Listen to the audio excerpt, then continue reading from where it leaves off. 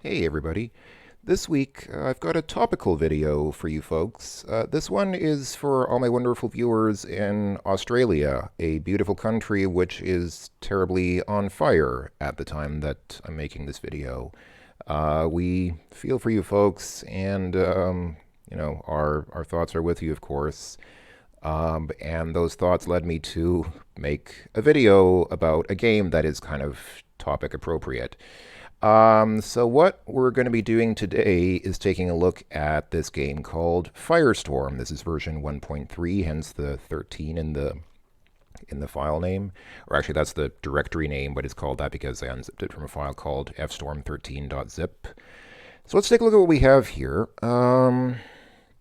So the file id.diz file, I don't know if this was written by the author.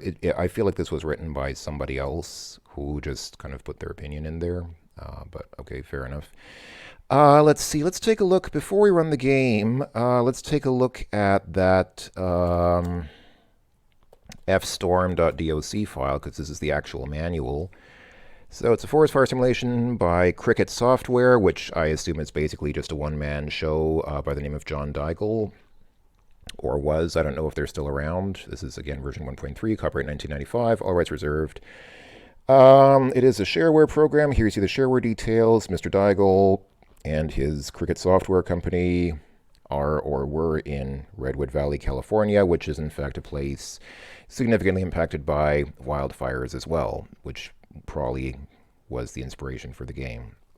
So I'm not going to read this in any great detail. You're welcome to pause the video and read through this if you'd like, but I'm a little bit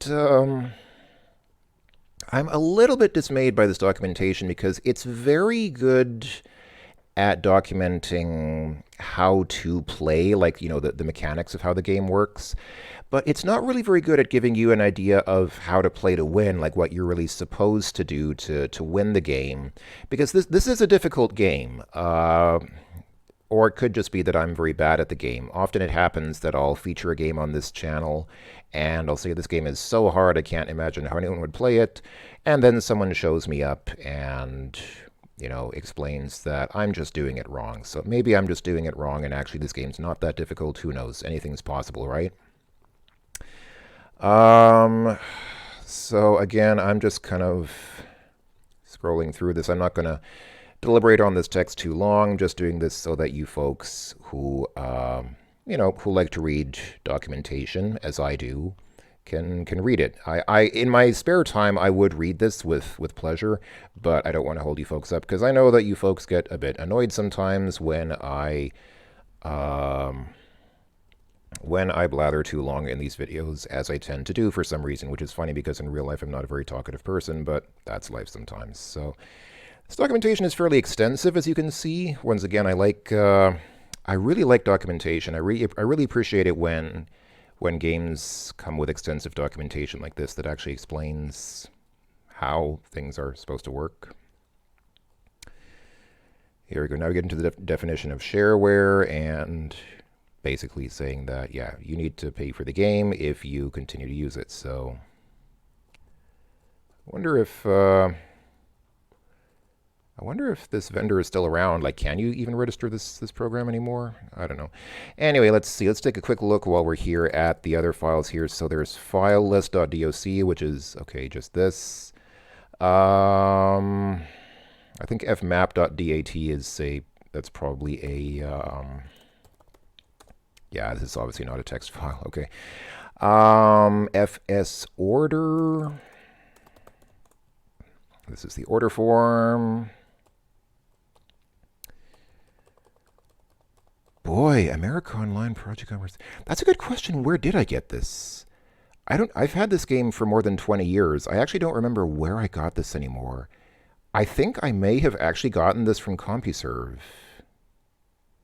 because it wasn't CompuServe back in the 90s. Or maybe no, actually, I don't think I got this from CompuServe. I wasn't CompuServe, but I don't think I got this from CompuServe. I must have gotten this from somewhere else, but I don't remember where now. Oh, well, anyway. Okay, and then the other one is vendor.doc, which is just, just this. So there's this and that, and oh, they give you the option of uploading this as an ARC file. Boy, that brings back memories. Oh, they have keywords even. Wow, that's pretty cool. That's pretty awesome. But all this kind of gives me the impression that that file id.dis file probably was not written by Mr. Deigel himself, but by some random user who just put it in. Anyway, I apologize if my voice sounds a bit off today. I am a little bit sick. I have been sick, and I've gotten a lot better, but my voice is still just a little bit not quite there. So fortunately, this is not a game with any voice acting, so I shouldn't need to do any crazy voices in this video. Enough talk. Let's go ahead and run Firestorm. There you go. This is the nice title screen. Looks pretty good in my opinion. Oh, also, this is the first video, I think this is probably the very first video I've ever uploaded in which I am actually using DOSBox's built-in aspect ratio correction, because this game does run at a resolution of... I think it runs at a resolution of 640 by 400, but the aspect correction makes it into a 640 by 480 window. So that's what you should be seeing. I think this is how it's supposed to look. It does cause some weird artifacting in the text. If you look at the text there, I can't actually move the mouse there because my mouse is constrained to this area here with the two buttons. But if you look at that gray text on the cyan background, there is some artifacting there. Like if you look at the line where it says 10680 West Road, you can clearly see the tops of the zeros in that house number are, the tops of the zeros are thicker than the bottom. That kind of artifacting happens as a result of DOSBox's aspect ratio correction. So it's not ideal, it's not a perfect solution, but I'd appreciate feedback from you folks. I'd appreciate some feedback on what you think. Does this look better than without aspect correction, or does it not? I don't know. Anyway, I clicked on OK to start, so let's go ahead and see what we have here. So this map is static. The map is not random. It is the same map every single time.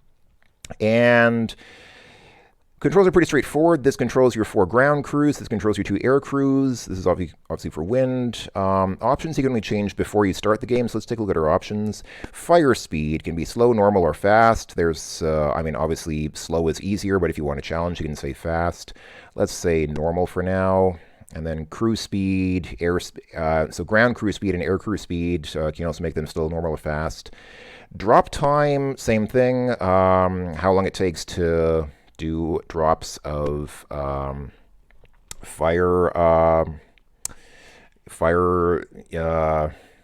I guess retardant is the word.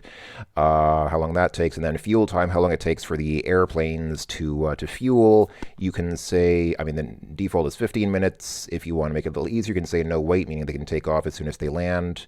But let's leave everything at the defaults for now and go ahead and start. So you can select the number of fires. You can have anywhere from 1 to 5 fires. You cannot have 0 fires because there would be no game then. So let's go ahead and start really easy and start with 1 fire. If you want, you can choose where the fire is, but let's do a random fire somewhere. All right, go! Now, hold on, where is the fire?